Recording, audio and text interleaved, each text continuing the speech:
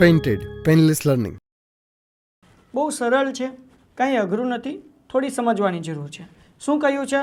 ચતુષ્કોણ ABCDના વિકર્ણો એકબીજાને બિંદુ ઓમાં છેદે છે અને તેથી AOના છેદમાં BO બરાબર COના છેદમાં DO થાય છે. ઓકે મિત્રો, તો આપણે આની પહેલાંનો દાખલો ગણ્યો, એમાં શું હતું? તો આપણને એમાં આ સાબિત કરવાનું હતું, રાઈટ. અને આપણને એમ કીધું હતું કે ભાઈ સમલંબ ચતુષ્કોણ છે અને આપણે સાબિત કરવાનું હતું કે AOના છેદમાં BO બરાબર COના છેદમાં DO. હવે આ દાખલામાં શું છે? આ દાખલાની અંદર આપણને આપી દીધું છે અને સાબિત કરવાનું છે કે સમલંબ ચતુષ્કોણ છે. એનો મતલબ શું થાય? આની પહેલાં જે 9મો દાખલો હતો એના કરતાં 10મો દાખલો ઊંધો છે. એમાં આપણને એમ કીધું હતું કે ભાઈ સમલંબ ચતુષ્કોણ છે અને AOના છેદમાં BO COના છેદમાં DO સાબિત કરો. આ દાખલામાં એમ કીધું કે AOના છેદમાં BO અને COના છેદમાં DO છે તો સાબિત કરો કે સમલંબ ચતુષ્કોણ છે. ક્લિયર થઈ ગયું?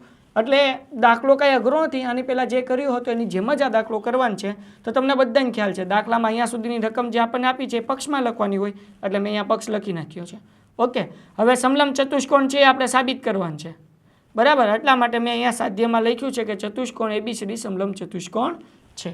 હવે રચના જે આની પહેલાં દાખલામાં કર્યું હતું એમ જ કરવાનું છે. ધ્યાન રાખો બેટા, અહીંયા પણ હું એક લાઈન ડ્રો કરું છું. ધ્યાન રાખો બેટા, O થી લઈને E. જો અહીંયા ધ્યાન રાખજો બેટા, આ એક લાઈન ડ્રો કરી છે, અહીંયા હું નામ આપીશ E.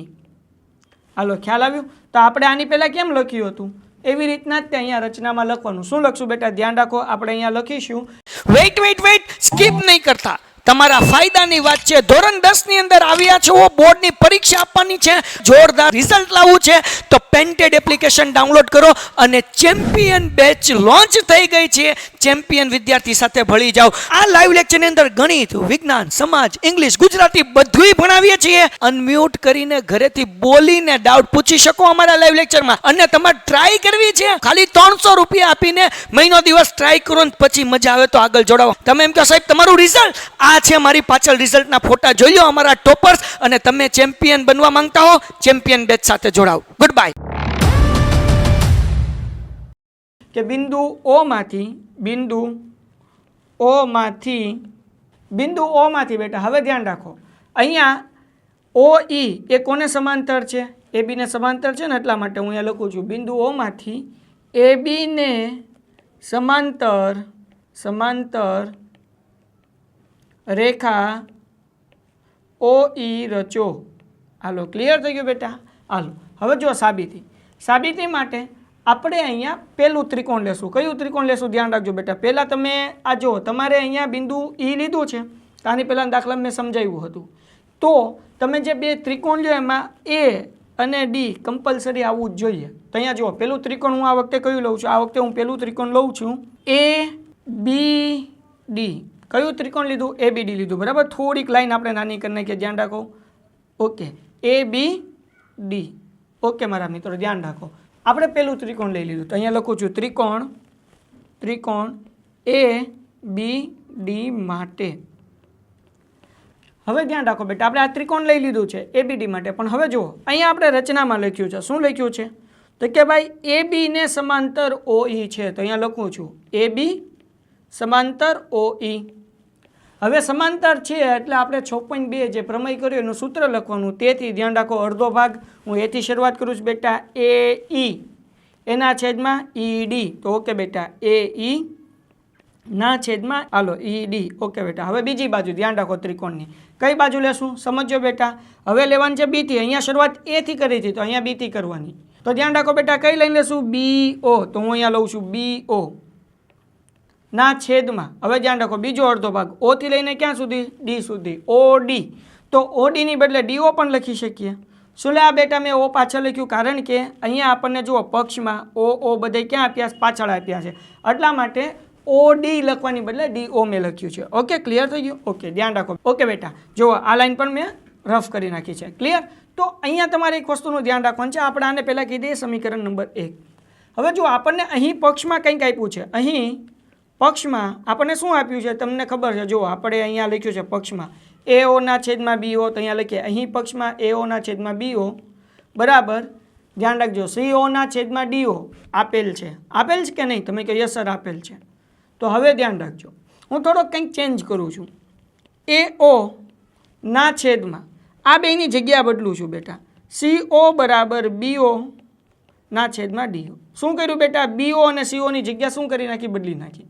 આ આપણને મળી ગયું સમીકરણ નંબર 2. તો બેટા જુઓ, તો આપણને અહીંયા સમીકરણ નહીં, પરિણામ. તો જુઓ, પરિણામ 1 માં આપણને મળ્યું છે અહીંયા BODO, પરિણામ 2 માં પણ મળ્યું BODO. તો અહીંયા લખીએ પરિણામ 1 અને 2 પરથી. તો આ જે બે સરખી બાજુ છે, જમણી બાજુ, એને શું કરી નાખીએ? કટ કરી નાખીએ. સમજો. અથવા તો તમે એમ કહો કે બે જમણી બાજુ સરખી છે એટલે આપણે એ લખતા નથી. જો જમણી બાજુ સરખી હોય તો ડાબી બાજુ સરખી જ હોય. તેથી અહીંયા લખીએ પરિણામ 1 અને 2 પરથી AE ના છેદમાં ED. આવડી આ બાજુ લખીશ બેટા મેં. અને હવે હું આ જમણી બાજુ લખું AO ના છેદમાં CO. તો આનો મતલબ શું થાય? એનો મતલબ એવો થાય કે જુઓ, હવે આ આપણે ફરીથી જુઓ, AE ક્યાં છે બેટા? AE અહીંયા મળ્યું તમને. જુઓ AE, પછી બીજું શું છે બેટા? ED. તો જુઓ ED અહીંયા છે. આ બહુ અગત્યનું છે બેટા, ED. પછી જુઓ, પછી આપણને શું મળ્યું? AO. તો AO ક્યાં છે? અહીંયા છે કે નહીં? ઓકે બેટા. અને પછી CO. જો CO બરાબર. તો અહીંયા હું લખું CO. ઓકે. તો આનો મતલબ એવો થયો. તો આપણને અહીંયા બીજું ત્રિકોણ આપોઆપ મળી ગયું. કયું ત્રિકોણ મળ્યું?